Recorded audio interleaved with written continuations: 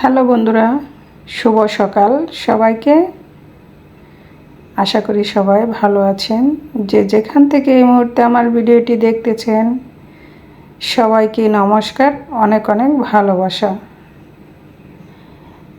আমি নূপুর সাহা, কল্যাণপুর, ঢাকা থেকে বলতেছি। আমি এখন রান্না করব ফিশ দিয়ে ফিশ ফ্রাইয়ের বড়া করে রসা রান্না করব। আমি এখানে মাছ নিয়েছি এবং এটা কি মাছ নিলাম একটু পরে বলতেছি। মাছটা হলুদ মরিচ লবণ দিয়ে মেখে প্রেসার কুকারে সামান্য একটু পরিমাণ জল দিয়ে সিদ্ধ করে নিলাম। ঠান্ডা হলে মাছটা থেকে কাটা আলাদা করে নেব। এই মাছটার ফিশ ফ্রাই খেতে খুবই মজা।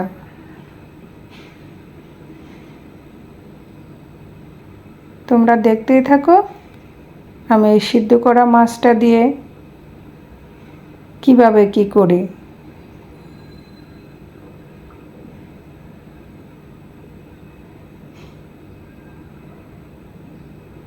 আমি মাছটা থেকে ঠান্ডা হলে কাটা ছাড়িয়ে নেব। আমি মাছ থেকে কাটা আলাদা করে নিয়েছি। দিয়ে দিচ্ছি 2 টেবিল চামচ কর্নফ্লাওয়ার, আর দিয়ে দিচ্ছি লঙ্কা গুঁড়া, ধনিয়া গুঁড়া আর হলুদ গুঁড়া দিয়ে তো আমি আগেই মেখে নিয়েছিলাম সিদ্ধ করার সময়। এখন আমি ছোট ছোট বলের আকারে শেপ দিয়ে সবগুলো তেলে দিয়ে ভেজে নেব।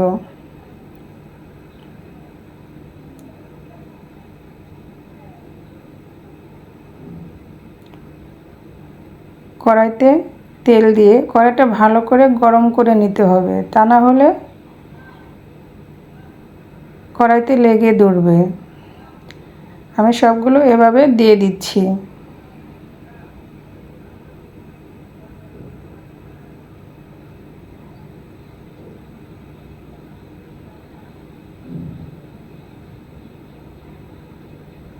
প্রেসার কুকারে সিদ্ধ করার পরে মাছটা একদম সফট হয়ে গিয়েছে। অল্প সময়ে 2 থেকে 3 মিনিটের মধ্যে প্রেসার কুকারে দিয়ে একদম সিদ্ধ করা হয়ে গেছে। এতে সময় কম লাগে, গ্যাস কম খরচ হয়।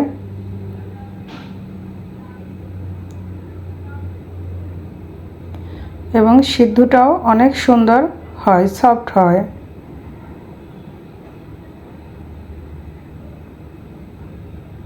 যাদের প্রেসার কুকার আছে তারা এভাবে করে নিতে পারো, আর যাদের প্রেসার কুকার ইউজ করো না তারা আলাদাভাবে সিদ্ধ করে নিতে পারো অল্প পরিমাণ জল দিয়ে। আমি এভাবে লাল লাল করে ভেজে নেব।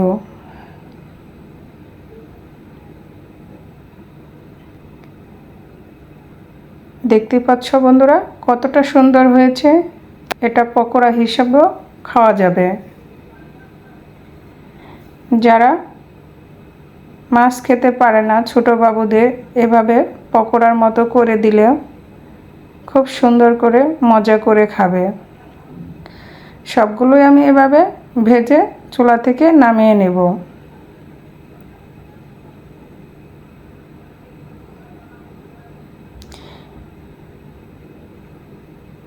বন্ধুরা, যে যেখান থেকে এই মুহূর্তে আমার ভিডিওটি দেখতেছ, কাছে কিংবা দূরে, নতুন বন্ধু যারা এবং পুরাতন বন্ধু, ভিডিও দেখার শুরুতে একটা লাইক দিয়ে ভিডিওটি দেখবে।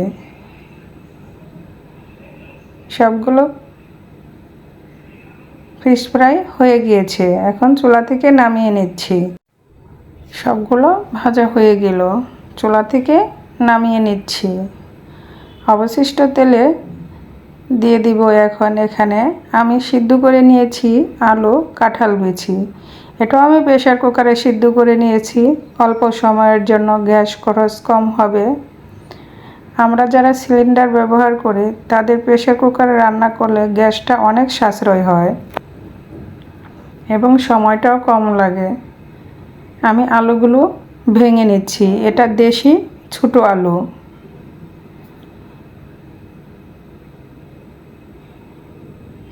আমার বাসার সবাই কাঁঠাল বিচি খুবই পছন্দ করে, তাই তো আমি সাথে কিছুটা কাঁঠাল বিচি দিয়ে দিয়েছি। আমি অবশিষ্ট তেলে দিয়ে দিয়েছি তেজপাতা, এলাচ, দারচিনি, গোটা জিরা। আমি এই রান্নাটাতে পেঁয়াজ, রসুন, আদা কিছুই ব্যবহার করব না। এখন দিয়ে দিচ্ছি কেটে রাখা বেগুন। বেগুনটাকে আমি মাঝখান দিয়ে কেটে 2 পিস করে নিয়েছি, ভাগ ভাগ করে এভাবে কেটে নিয়েছি। এখন বেগুনটাকে তেলে ভেজে নেব। হালকা ভাজা হয়ে আসলে তারপরে দিয়ে দিব লবণ, কারণ লবণটা আগে দিলে বেগুনটা চুপসে যাবে। এর জন্য তেলে আগে ভেজে নিয়ে হালকা ভাজা হওয়ার পরে লবণটা আমি দিয়ে দিব।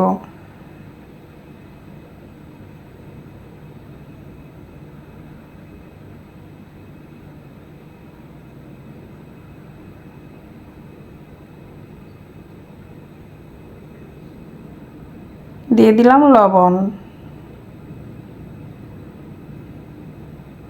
লবণ দিয়ে আবার অল্প সময় নেড়েচেড়ে ভেজে নিচ্ছি।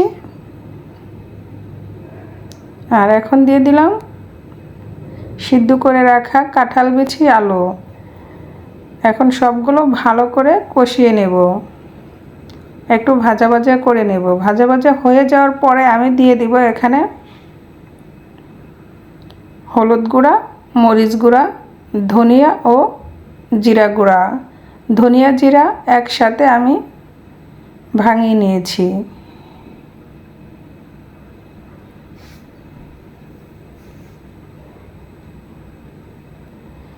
যদি আমার রেসিপিটা ভালো লাগে তাহলে আমার মতো করে একবার হলেও ট্রাই করে দেখবে, খেতে কতটা সুস্বাদু লাগে। দিয়ে দিচ্ছি হলুদ গুঁড়া, ধনিয়া গুঁড়া, জিরা গুঁড়া, শুকনো মরিচের গুঁড়া। এখন সবগুলো মশলার সাথে ভালো করে কষিয়ে নেব। কষানো হয়ে গেলে আমি দিয়ে দিব পরিমাণ মতো ঝোল।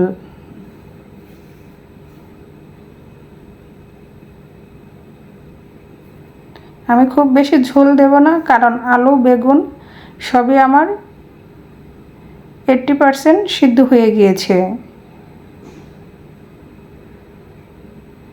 এখন আমি তরকারিটা বয়লিং আসা পর্যন্ত অপেক্ষা করব। দিয়ে দিলাম কাঁচামরিচ। এখন দিয়ে দিলাম ভেজে রাখা ফিশ ফ্রাই। আমি এই মাছটা নিয়েছি কাতল মাছ। কাতল মাছটা আমি ফিশ ফ্রাইয়ের জন্য এভাবে সিদ্ধ করে বড়া আকারে তৈরি করে নিয়েছি। আমার বাচ্চারা ফ্রাই মাছটা খেতে খুবই পছন্দ করে। এমনি ভুনা বা তরকারি রান্না করলে বড় মাছটা বেশি খেতে চায় না, তবে এভাবে রান্না করে দিলে ওরা খুব পছন্দ করে। আমার ছোটো মামনি তো মনে করেছে এটা মাছের ডিম, ও তো বুঝতেই পারেনি যে এটা বড় মাছ। তবে তারা দুজনে খুব মজা করে খেয়েছে। যে বাচ্চারা মাছ খেতে চায় না, এভাবে রান্না করে দিয়ে দেখবে চেটেপুটে সবাই খাবে। যদি ভালো লাগে লাইক, কমেন্ট, শেয়ার করে চ্যানেলটা সাবস্ক্রাইব করে পাশে থাকা বেল বাটন অন করে রাখবে। আর আমাকে কমেন্টস করে জানাবে আমার রান্নাটা কেমন হলো। সবাই ভালো থাকবা, সুস্থ থাকবে। আজকের মতো এখানেই বিদায় নিচ্ছি। দেখতে পাচ্ছ বন্ধুরা, তরকারিটা কত সুন্দর হয়েছে আর খেতেও খুবই সুস্বাদু হয়েছিল।